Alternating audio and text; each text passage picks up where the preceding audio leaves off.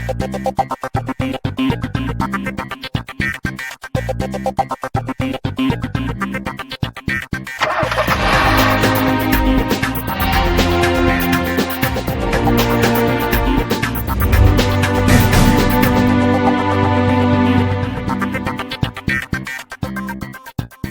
welcome to CMB. I'm not SVP. Neither am I. I'm Arman Ibrahim and this is Aditya Patel. And we're here to talk to you about the brand new X1 Racing League. So Arman here is going to tell us first a little bit about the X1 Racing League. What it is basically is it's exploring motorsports and creating a whole ecosystem on the basis of motorsports. What we're about is basically going to be 8 franchisees, which each franchisee will have 2 cars with 4 drivers, 2 international, out of that 1 being a woman, and 2 Indian drivers. So it gives the Indian drivers a chance to compete with the world's best and in a very own background. It's going to be really exciting and power-packed. It's really weird that he's telling me all this. We've done all this together and we're still all doing all this together. I have to. But top story on this show, the new bikes from Hero MotoCorp.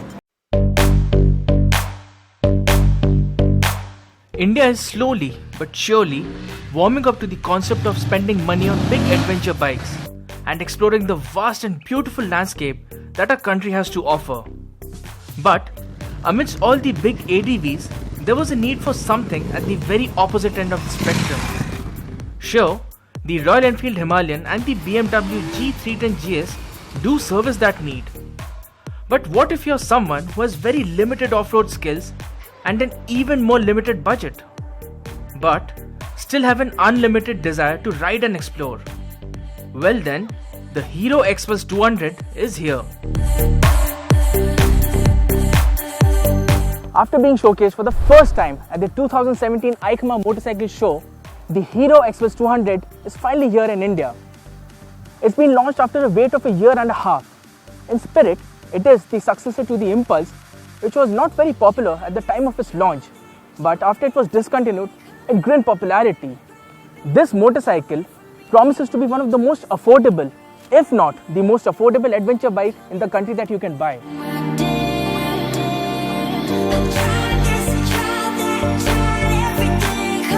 It is shot with 21-inch wheels up front and an 18-inch unit at the rear, which are wrapped in seared grip dual sport tires. And it gets conventional telescopic forks with rubber gaiters up front and a monoshock at the rear. The front end has a travel of 190mm, while the monoshock has a travel of 170mm and has 10-step adjustability for preload.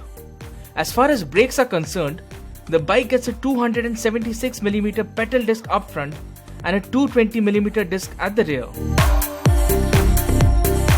The XPulse 200 has a lean, mean design. Its narrow compact dimensions, flat wide handlebar, a narrow single piece seat and the wide spoke wheels give it a dirt bike kind of an appeal, which will sit well with the target audiences. The overall minimalist theme may not wow you, but it will definitely get you second glances on the road. The high-set side-mounted exhaust, wide handlebar with knuckle protectors, and the metal bash plate are all giveaways that it is meant to take on the rough stuff. Get on the motorcycle and the narrow seat might not make your bottom feel comfortable, and it could have been a bit softer. Its height of 823mm may cause some trouble to shorter riders. The seating position on the motorcycle is upright and comfortable. It's absolutely adequate for spending long hours on urban commute.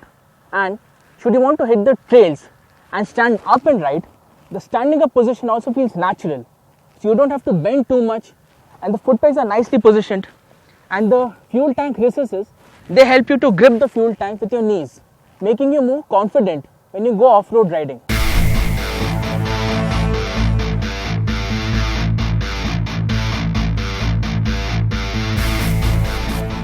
Like the Xtreme 200R, its sibling gets a 199.6 single-cylinder 2-valve engine, and the motor pumps out around 18 brake horsepower at 8000 rpm and peak torque of 17.1 Nm at 6500 rpm.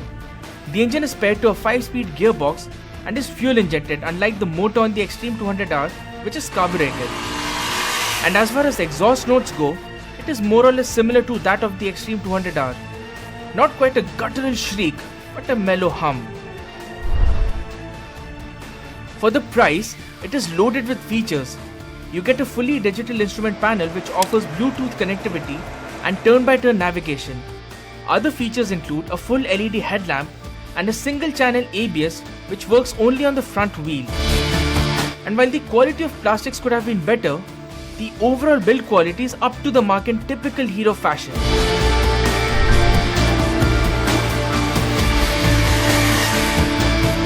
We like how the XPulse 200 behaves in the city. It is not exactly quick off the line, but there is enough juice to keep you trundling along at city traffic pace. The gear shifts are notchy but precise. And as the needle on the tachometer inches closer to the red line, you begin to feel the vibrations on the handlebars and the foot pegs. The engine itself could have been a touch more refined, and we really would have liked a few bhp more squeezed out of the 200cc engine. If you take the motorcycle on the highway, you'll have to contend with a cruising speed of about 80 to 90 km per hour. It can reach triple digit speeds alright, but not in a way which will make you go wow.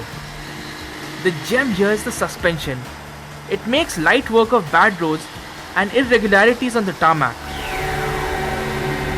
While the on-road performance won't set your heart racing, the motorcycle can sure take a beating when you go mild off-roading or go exploring trails. The long travel suspension is game for jumps and tough terrain. Of course, the 21-inch front wheel does rob your front end feel, but then the grip from Seat tires is adequate on the road or off it. And yes, the aluminium dash plate ensures that the engine stays in one piece when you go over rocks and debris.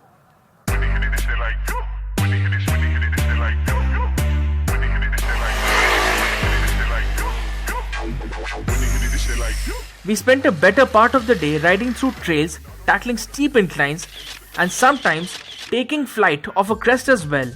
And the motorcycle took everything in stride. It is really meant to take on the rough stuff. Plus, the single channel ABS works well should you need to grab a fistful of front brake.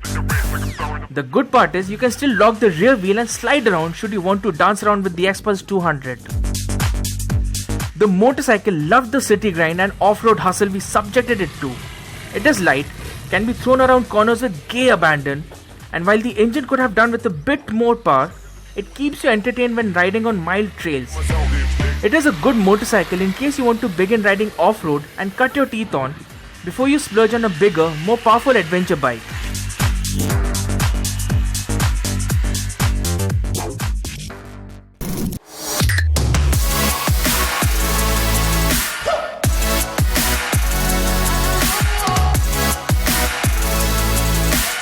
It was in 2018 that Hero MotoCorp had come out with the Xtreme 200R, and we had ridden the motorcycle here at Budh International Circuit. Exactly a year later, we have this with us. This is the Xtreme 200s. It's a fully faired version of the Xtreme 200R. It shares the cycle parts and the mechanicals with the Xtreme 200R, and yes, it looks absolutely gorgeous.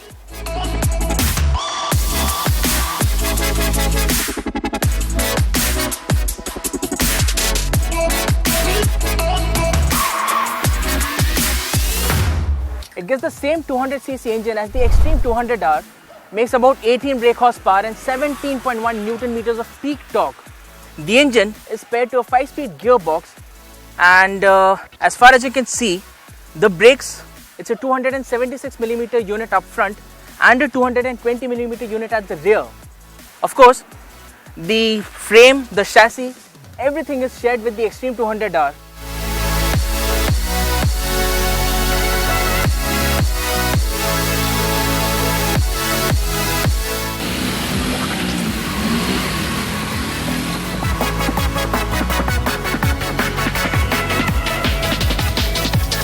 The Hero Xtreme 200s is priced at 98,500 rupees ex-showroom Delhi, and it will go up against the likes of the TVS Apache RTR 200 and the Bajaj Pulsar NS 200.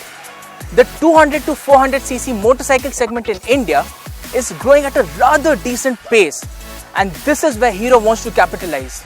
Since the launch of the Xtreme 200R last year, Hero has brought in 3 new models based on the same platform, which are the XPulse 200, the XPulse 200T And this, the newest baby of them all, the Hero Xtreme 200s, which is a fully fed motorcycle, and it looks really gorgeous.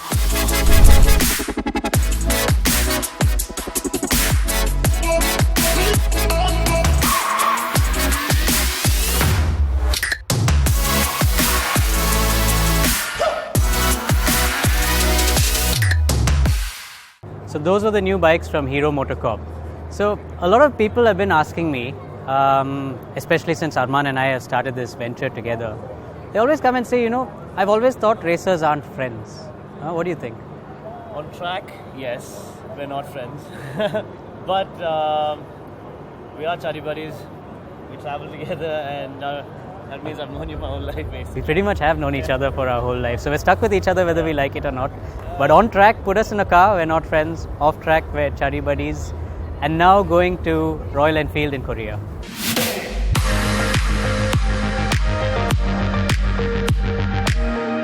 Royal Enfield is now officially in South Korea. The Indian bike maker has added this as its latest market and now sells its motorcycles in many countries worldwide. The Seoul operations represent a move away from the private importer to a dealer partner.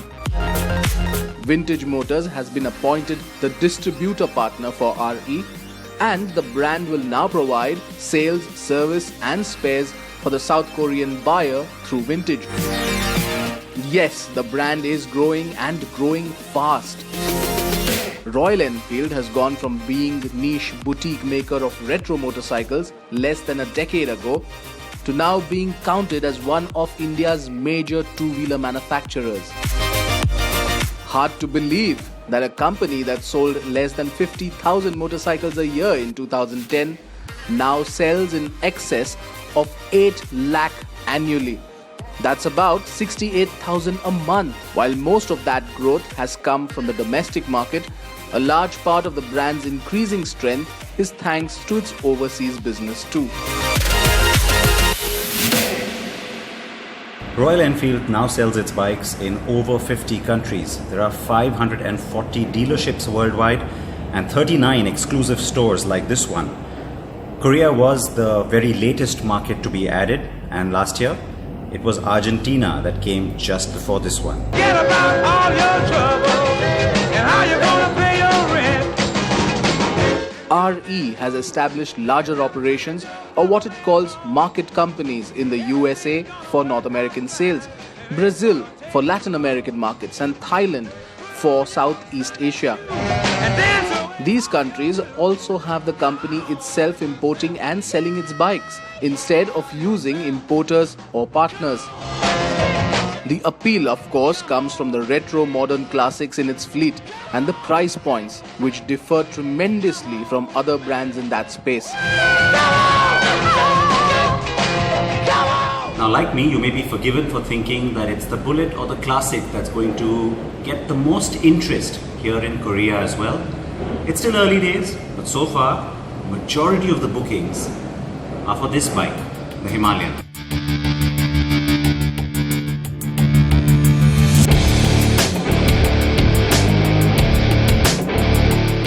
Yes, a surprise indeed. But that may change soon, as the Interceptor 650 and Continental are also now being homologated for sale in Korea. The Interceptor in particular is already getting a lot of inquiries according to the management here. The company exported 20,825 units last year and expects that number to grow. It is also eyeing potential opportunities to enter new markets and has a few countries on its radar. As it consolidates its new markets and also deals with the demand for the 650 twins, expect Royal Enfield to continue to pursue global growth and enter even more countries this year. Okay, on to the final segment. We've got some exclusive classic Volvo cars. Amer was in Sweden to bring you this. Whenever we've talked about Volvo, it's always been about its new cars. They're stunning, all right, and we've never doubted that. But we wanted to put on the brakes to the present. and dive into nostalgia, the 60s to be precise. Because this decade saw the company bring in some great cars out on the road. And yes, we got a chance to drive them. There were 3 cars lined up. First among those was the PV444.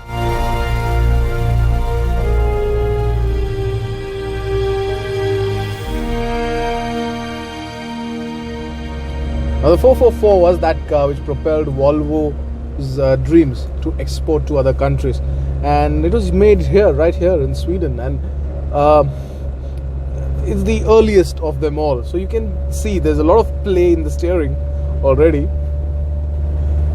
It's not bad to drive at all. At a time when American cars were at the peak, Germans were already building a bit. This Swedish car manufacturer made things difficult for them.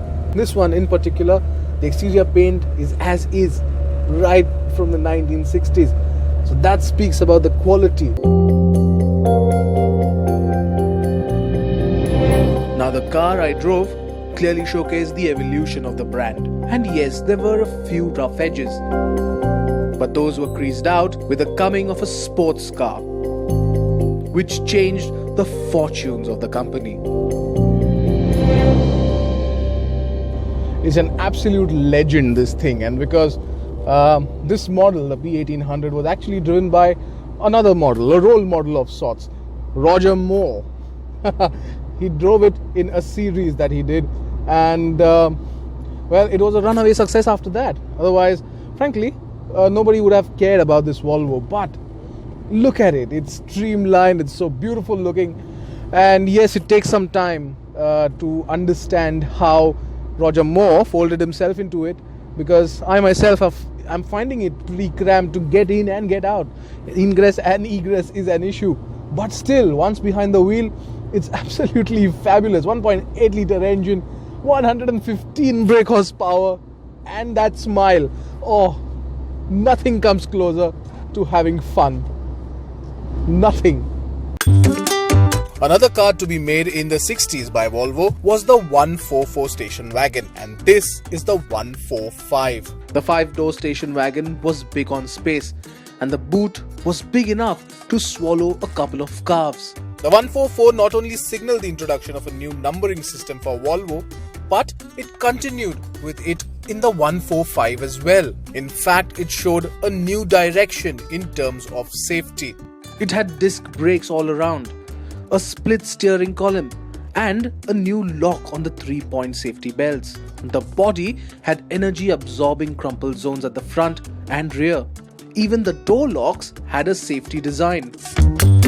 The 145 also meant the introduction of a triangle split dual circuit brake system.